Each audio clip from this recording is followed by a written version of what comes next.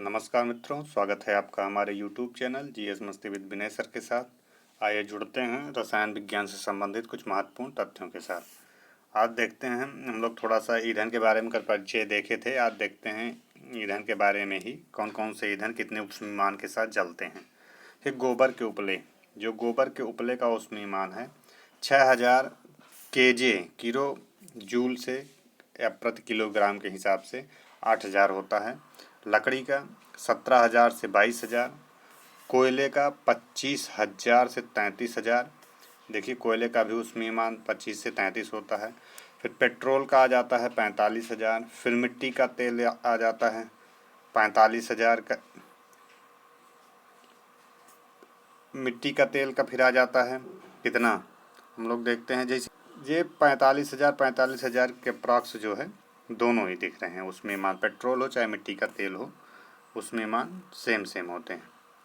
अगला देखते हैं डीजल का ऊष्मीमान, ये भी 45,000। मतलब जितने ऊष्मीमान वाले हैं ये 45,000 वाले। पेट्रोल हो गया, मिट्टी का तेल हो गया, डीजल हो गया। फिर मीथेन का आ जाता है 50,000। सीएनजी का भी आ जाता है 50,000 ऊष्मीमान। मीथेन और सीएनजी का 50,000। एलपीजी का 55,000। जैव गैस जो होती है 35,000 से 40,000। हाइड्रोजन का क्या होगा 1,50,000। हाइड्रोजन का सबसे ज़्यादा ऊष्मीमान होता है, कितना होता है 1,00,000 से 50,000। तो अगर ऑप्शन में दे दे निम्न में से सबसे ज़्यादा ऊष्मीमान वाला है तो कौन है, हाइड्रोजन है। अगला देखते हैं जीवाश्म ईंधन क्या होते हैं, इनकी परिभाषा देख लेते हैं। सजीव प्राणियों के मृत अवशेषों मतलब जीवाश्मों से प्राप्त होने वाले कोयला, पेट्रोलियम और प्राकृतिक गैस जैसे ईंधन होते हैं। जैसे कोयला, पेट्रोलियम, प्राकृतिक गैस, ये किसके उदाहरण हैं, ये जीवाश्म के उदाहरण हैं। जिनमें से हम देख लेते हैं कोयला हमने पढ़े थे लिग्नाइट, बिटुमिनस, पीट और एंथ्रेसाइट के बारे में। कोयले के प्रकार के बारे में 4 प्रकार के हम लोग पढ़े थे। इनमें सबसे जो है उत्तम प्रकार का कौन था, एंथ्रेसाइट था, जिसमें कार्बन की मात्रा ज़्यादा होगी, वो अच्छा उत्तम किस्म का कोयला होता है। जैसे संरचना क्या होती है, कार्बन की संरचना ये होती है कोयले की। कार्बनीकरण कैसे होता है, मृत वनस्पति का धीमे प्रक्रम द्वारा कोयले में परिवर्तन। अन्य नाम इसे काला सोना, अगर पूछ लिया काले सोने के नाम से कौन जाना जाता है, तो कोयला जाना जाता है। उपोत्पाद क्या होता है, कोक एवं कोलतार। उपोत्पाद मतलब इसको उपोत्पाद के अंतर्गत कोक एवं कोलतार। कोल क्या होता है देखते हैं, कार्बन का लगभग शुद्ध रूप जो होता है वो क्या होता है, कोक होता है। गुण क्या होते हैं इसके, ये कठोर, सरंध्र एवं काला पदार्थ है। उपयोग क्या है इसका, इस्पात के औद्योगिक निर्माण में धातुओं के निष्कर्षण में। अगर पूछे धातुओं के निष्कर्षण में किसका प्रयोग करते हैं, तो किसका करते हैं, कोक का प्रयोग करते हैं। कोलतार क्या होता है, इसके बारे में भी पूछ लेता है। लगभग 200 पदार्थों का जो मिश्रण होता है। गुण अप्रिय गंध वाला गाढ़ा द्रव होता है। उपयोग संश्लेषित रंग, औषध, विस्फोटक, सुगंध, प्लास्टिक, पेंट, फोटोग्राफिक सामग्री, छत निर्माण सामग्री आदि में इसका निर्माण किया जाता है। तो ये किसका उदाहरण है, कोलतार का। पेट्रोलियम के बारे में देखते हैं। पेट्रोलियम क्या है, अन्य नाम इसका पारंपरिक गैस या हल्का तेल होता है। स्रोत क्या है, समुद्र की तली या भूमि पर भूपर पट्टी की गहराई में पाया जाता है, इसके स्रोत हैं। पेट्रोलियम के घटक कौन कौन से हैं, पेट्रोलियम के घटक के बारे में अगर देखते हैं जैसे गैस, गैसोलीन, केरोसिन, डीजल तेल, नेफ्ता, ग्रीस, मोम एवं एस्फाल्ट प्राप्त होते हैं। उपयोग क्या है इनका, ईंधन के रूप में, कीटनाशकों, प्लास्टिक, कृत्रिम रेशों, पेंट, औषधियों के निर्माण हेतु कच्चे माल के रूप में इन्हें प्रयोग किया जाता है। इन्हें देखते हैं कोयला गैस क्या होती है। कोयला गैस संश्लेषित प्रक्रिया है। कोयले के प्रक्रमण द्वारा कोक बनाते समय उपयोग इनका कहाँ पे होता है, उद्योगों में ईंधन के रूप में उपयोग करते हैं इनका। कोयले के प्रकार हमने बताया था, पीट कोयला निम्न श्रेणी का कोयला होता है, जल की मात्रा इसमें अधिक होगी। लिग्नाइट क्या होता है, भूरा कोयला, सबसे कम ऊष्मा देता है। सब बिटुमिनस से होता है, और बिटुमिनस फाल्ट कोयला होता है। एंथ्रेसाइट कठोर कोयला या सर्वाधिक ऊष्मा देता है, एंथ्रेसाइट हमने बताया था। इनमें से क्वेश्चन वेरी इंपॉर्टेंट है, पूछता है सबसे उत्तम प्रकार का कोयला कौन है, तो एंथ्रेसाइट है। इसी प्रकार से क्वेश्चन डायरेक्ट पूछेगा चाहे जो एग्जाम हो। प्राकृतिक गैस क्या होती हैं, गैसीय हाइड्रोकार्बनों एवं अन्य गैसों का ये क्या होती हैं, मिश्रण होती हैं। स्रोत क्या है इनको? पेट्रोलियम के तेल को प्राकृतिक दरारें होती हैं। प्रमुख घटक कौन कौन से हैं? इससे मेथेन 45 से 85%, एथेन, प्रोपेन, ब्यूटेन, इनके क्या हैं? प्रमुख घटक हैं। इनका उपयोग कहाँ पे होता है? ईंधन के रूप में। हाइड्रोजन, जैसे हाइड्रोजन को लिया जाए, सबसे ज़्यादा उसमें मान होता है इसका 1,50,000 kg प्रति किलोग्राम। गैसोलीन एवं कार्बनिक यौगिकों के निर्माण में प्रयोग करते हैं। एलपीजी क्या है? प्राकृतिक गैस से प्रोपेन और ब्यूटेन को पृथक कर उच्च दाब पर द्रवित मिश्रण क्या होता है? एलपीजी लिक्विड पेट्रोलियम गैस कहलाती है। प्रोपेन और ब्यूटेन को पृथक कर उच्च दाब पर द्रवित मिश्रण होता है। अब आ जाते हैं खाद्य संरक्षण, पोषण व विधियाँ क्या होती हैं। खाद्य संरक्षण के बारे में देख लेते हैं। यहाँ से भी क्वेश्चन उठते हैं क्योंकि ये डेली की चीज़ें हैं हमारे जीवन में, इससे रिलेटेड हैं, इसलिए देखते हैं। फ्रीजिंग होता है, साल्टिंग होता है, पिकलिंग होता है, फिर फूड प्रिवेट्स, फिर जो ये फूड है हमारा मेथड जो होता है प्रिजर्वेशन का, फूड प्रिजर्वेशन का जो मेथड है उनको देखते हैं। ड्राइंग विधि होगी, एडिशन ऑफ शुगर होगा।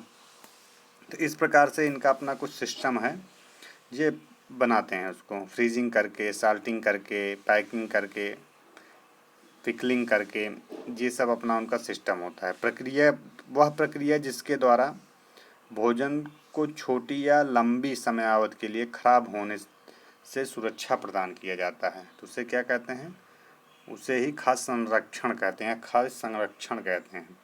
इस फ्रीजिंग कहते हैं। नहीं, फ्रीजिंग का मतलब ये होता है उसे आप जो है ये ठंडे जगह रख दिया, जैसे फ्रिज में रख दिया जाए, कोल्ड स्टोर में रख दिया जाता है, तो वो क्या होता है? वो ठंडा बना जाता है। साल्टिंग करने का मतलब कुछ ऐसे परिरक्षक होते हैं जिनमें से यदि हम नमक का छिड़काव कर देते हैं, नमक के द्वारा उसको चारों तरफ से थोड़ा बहुत नमक डाल देते हैं, तब भी उसका क्या होता है? परिरक्षण होता है। तो इसी प्रकार से हम इसको बचाते हैं।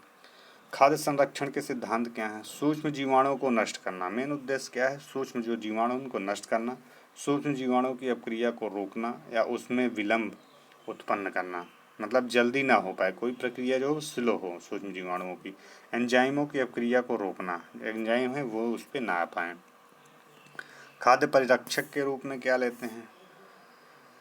सूक्ष्म जीवाणुओं के विकास को रोकने में सहायक रसायन होते हैं। उदाहरण जैसे सोडियम बेंजोएट। सोडियम बेंजोएट बहुत बार पूछता है, निम्न में से खाद्य परिरक्षक के रूप में प्रयोग किया जाता है, तो कौन सा किया जाता है? C7H5NaO2, ये क्या है? खाद्य परिरक्षक है। सोडियम बेंजोएट डायरेक्ट क्वेश्चन में मिलेगा। पोटेशियम मेटाबाइसल्फर का भी प्रयोग करते हैं। अगर ऑप्शन में पोटेशियम मेटाबाइसल्फर भी मिल जाए तब भी इसका प्रयोग किया जाता है। औषधियाँ क्या है हमारी? ऐसे रासायनिक पदार्थ जिनका प्रयोग रोगों के निदान एवं निवारण आदि में किया जाता है, उन्हें क्या कहते हैं? औषधि कहते हैं। ये औषधियों के बारे में देख लेते हैं। औषधियाँ जो होती हैं, ज्वरनाशक एक होती हैं, एंटीपायरेटिक जिसे बोलते हैं।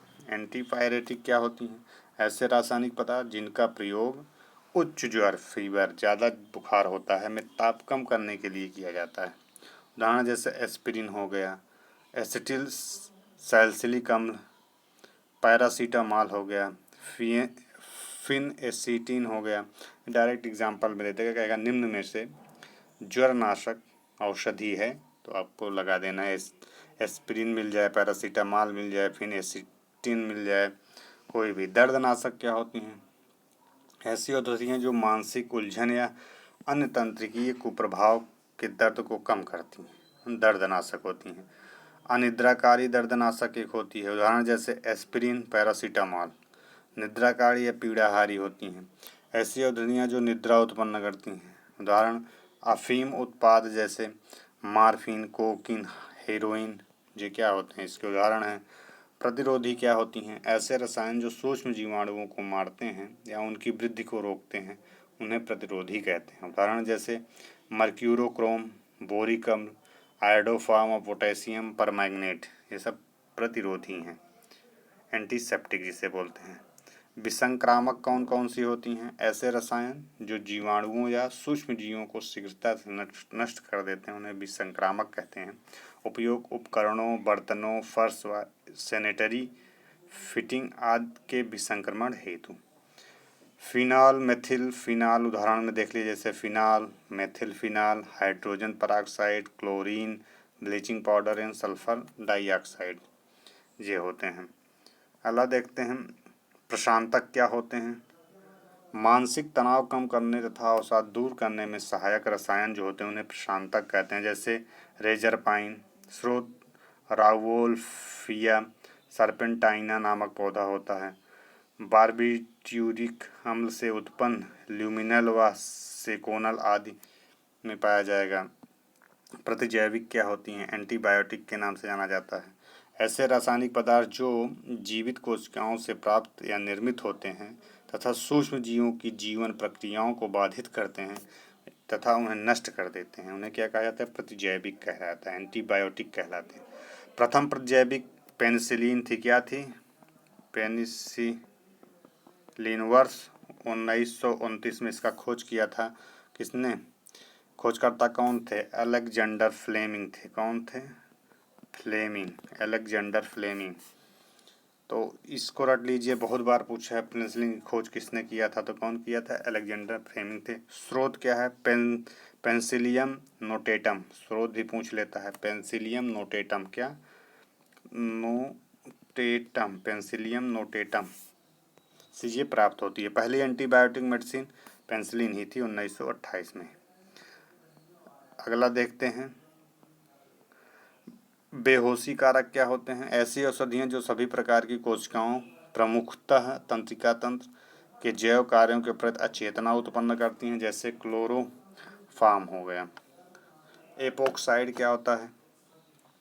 सोडियम मेटाबाइसल्फाइड क्या होता है। सोडियम मेटाबाइसल्फाइड प्रमुख खाद्य परिरक्षक के रूप में इनका प्रयोग किया जाता है, जैसे एपोक्साइड शुष्क फल या मसालों का परिरक्षण इसके अंतर्गत किया जाता है। सोडियम मेटाबाइफास्फाइड,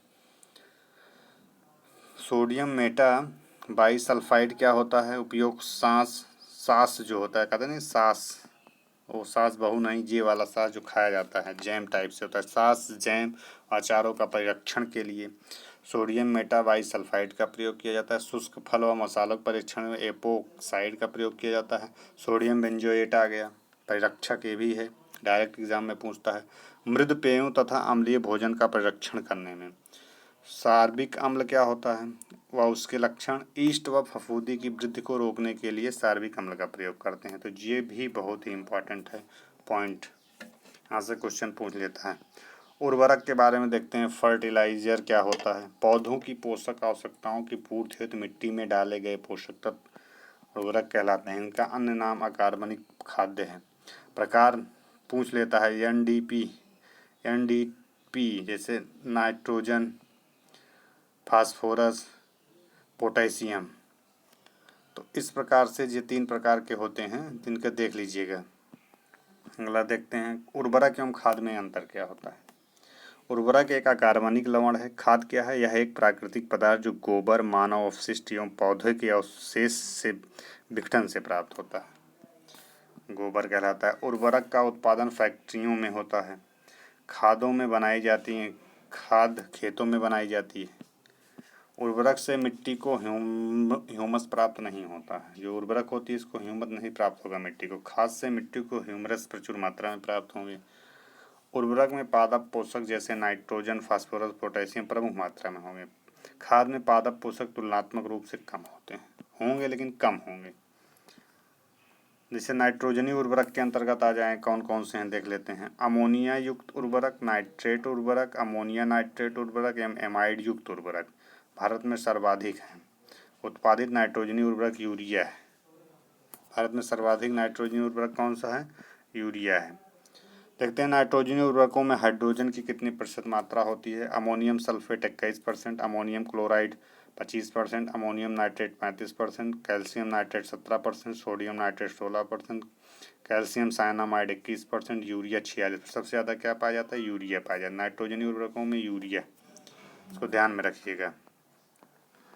अगला देखते हैं फास्फेटी उर्वरक क्या क्या होते हैं। फास्फेट के अंतर्गत देखा जाए मोनोफास्फेट, डाईफास्फेट, ट्राईफास्फेट एवं पॉलीफास्फेट, ये सब क्या हैं, उर्वरक हैं। स्रोत हड्डी का चूरा, बेसिक स्लैग व चूर्णित राख सल्फेट में पाए जाते हैं। फास्फेटी उर्वरकों से प्राप्त फास्फेट कौन कौन से होते हैं? सुपर फास्फेट 16 से 47% पाया जाता है, एमोफास 48%, बेसिक स्लैग 15 से 25%, हड्डी का चूरा 20 से 35%, राक फास्फेट 25 से 30%, calcium phosphate mono 50%, Meta phosphate 64%, सब फास्फेट हैं। पोटेशिय उर्वरक क्या होते हैं? कैनिट एवं म्यूरिएट ऑफ पोटाश होते हैं। कैनिट एवं म्यूरिएट ऑफ पोटाश होते हैं। उर्वरक की आवश्यकता कम होती है। Urate of potash potassium chloride KCl का व्यापारिक नाम है, KCl का। पोटेशिय उर्वरकों में पोटाश क्या होते हैं? पोटेशियम क्लोराइड 48 से 60%, पोटेशियम सल्फेट 48 से 50%, कैनिड 12 से 16%, पोटेशियम नाइट्रेट 44%, लकड़ी की राख 3 से 7%, तंबाकू के डंठल 4 से 9%। ये सब पोटेशिय उर्वरकों में पोटाश में पाया जाता है। मित्रों, यह कुछ महत्वपूर्ण तथ्य थे। यदि यह वीडियो अच्छा लगा हो तो इसे शेयर और सब्सक्राइब करिए। मिलते हैं अपना दूसरे वाले वीडियो में। तब तक के लिए धन्यवाद मित्रों।